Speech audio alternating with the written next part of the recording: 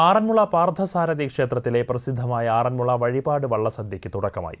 വള്ളസദ്യയുടെ ഉദ്ഘാടനം മന്ത്രി കെ മുരളീധരൻ നിർവഹിച്ചു. കേന്ദ്ര സഹമന്ത്രി സുരേഷ് ഗോപി മുഖ്യാതിഥിയായി. ആറന്മുള പള്ളിയോട സേവാ സംഘത്തിന്റെയും തിരുവിതാംകൂർ ദേവസ്വം ബോർഡിന്റെയും നേതൃത്വത്തിൽ സെപ്റ്റംബർ 16 വരെ വള്ളസദ്യകൾ നടക്കും. ഇതുവരെ 500 വള്ളസദ്യകൾ ബുക്ക് ചെയ്തിട്ടുണ്ട്. ആദ്യ ദിനമായ ഇന്ന് 10 വള്ളസദ്യകളാണ് ഉള്ളത്.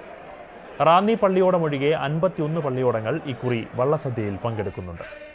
ഉത്രട്ടാതി ജലോത്സവം അടുത്ത മാസം 30-നാണ്. സെപ്റ്റംബർ 4-നാണ് അഷ്ടമിരോഹിണി സമൂഹ വള്ളസദ്യ.